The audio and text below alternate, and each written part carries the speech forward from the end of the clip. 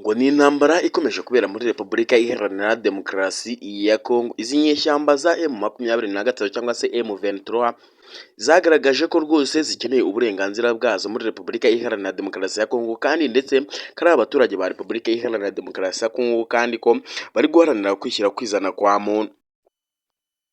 Antoine Felix Tshisekedi Tshilombo akomeje kugorwa cyane n'izi nyeshyamba za M23,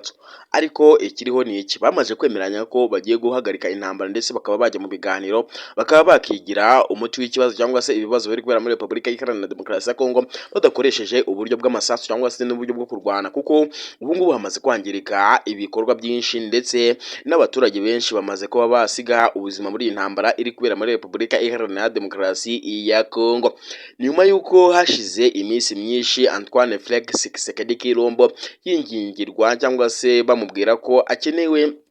cyangwa se asabwa kwemera ibiganiro hagati y'umutwe wa M23 kugira ngo umutekano we wagaruka usesuye muri Repubulika Iharanira Demokarasi ya Kongo.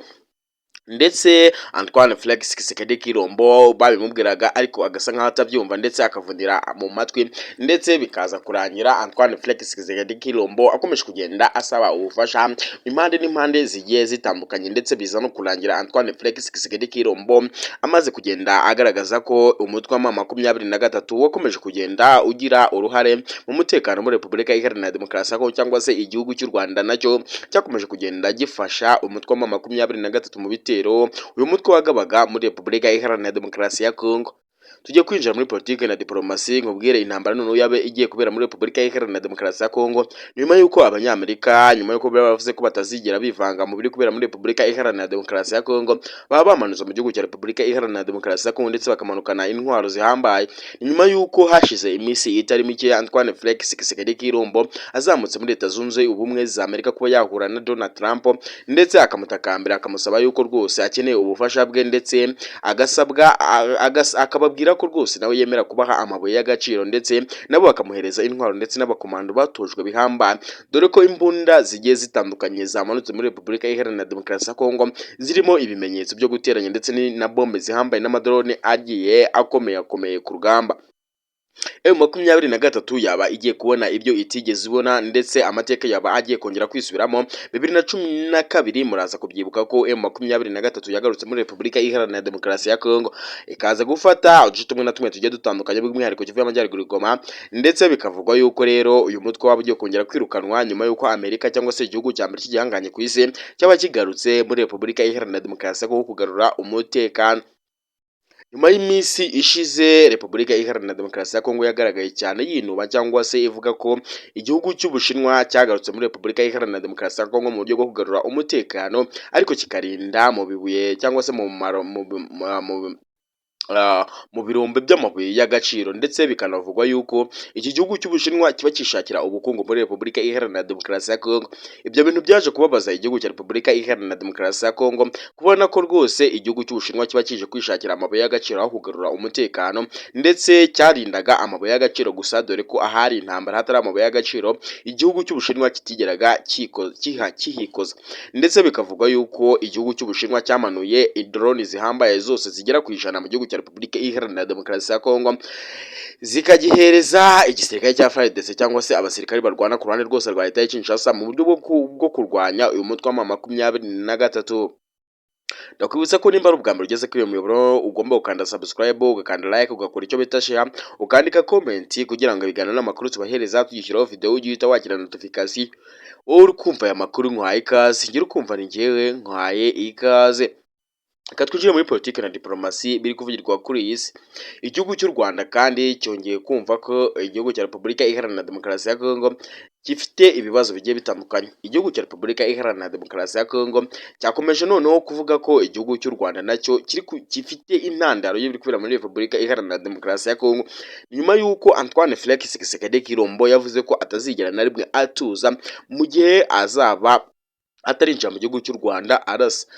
Ni nyuma y'uko igihe Antoine Felix Tshisekedi Tshilombo yiyamamazaga ndetse avuga yuko azatera igihugu cy'u Rwanda nibaramuka bamutoye, ndetse biza kurangira Antoine Felix Tshisekedi Tshilombo atanabikoze, ndetse abasirikare bamwe na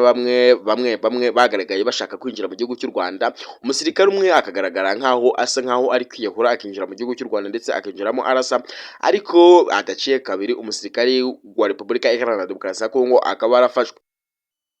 Ibyo bikarangira, ariko nyuma y'iminsi hakagenda hagaragara abandi ndetse n'utundi dutero tugiye dutandukanye tugenda dukomeretsa igihugu cy'u Rwanda, ndetse igihugu cy'u Rwanda cyari kimaze kurakara nyuma y'uko cyari kimaze gutangaza ko ntihongera kugira irindi kosa igihugu cya Repubulika Iharanira Demokarasi ya Kongo cyongera gukora, ndetse bizahita bivuka intambara cyangwa se igihugu cy'u Rwanda kizahita nacyo kimanuka muri Repubulika Iharanira Demokarasi ya Kongo kikereka igihugu cya Repubulika Iharanira Demokarasi ya Kongo uko intama zambarwa.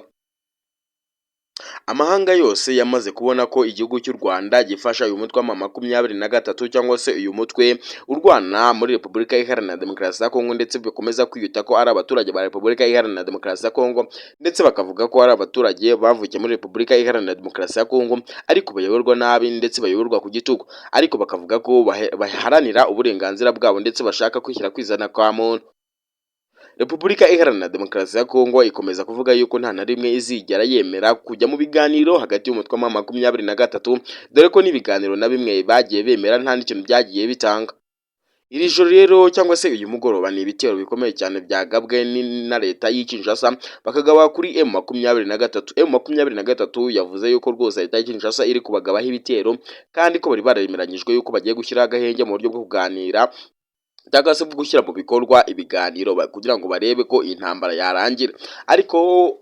Antoine Felix Tshisekedi Tshilombo akomeza agenda abigarukaho, ndetse anabishimangira avuga yuko kabone ko umutwe wa M23 igihe cyose uzaba wumva ko ukiri gusaba ibyamirenge muri Repubulika Iharanira Demokarasi ya Kongo, nta kabuza rwose azakoresha uko ashoboye kose kugeza atsinze iyi ntambara. Navuga ko intsinzi yaba igiye kuboneka kuri Repubulika Iharanira Demokarasi ya Kongo nyuma y'uko Amerika yaba igiye kumanuka mu gihugu cya Repubulika Iharanira Demokarasi ya Kongo, dore ko abatari bake bamaze gusesekara mu gihugu cya Repubulika Iharanira Demokarasi ya Kongo. Amakuru y'ingenzi ni aya ngaya yaragezwe muri uyu mugoroba, twongere kubana mu isaha igarutse mu kanya.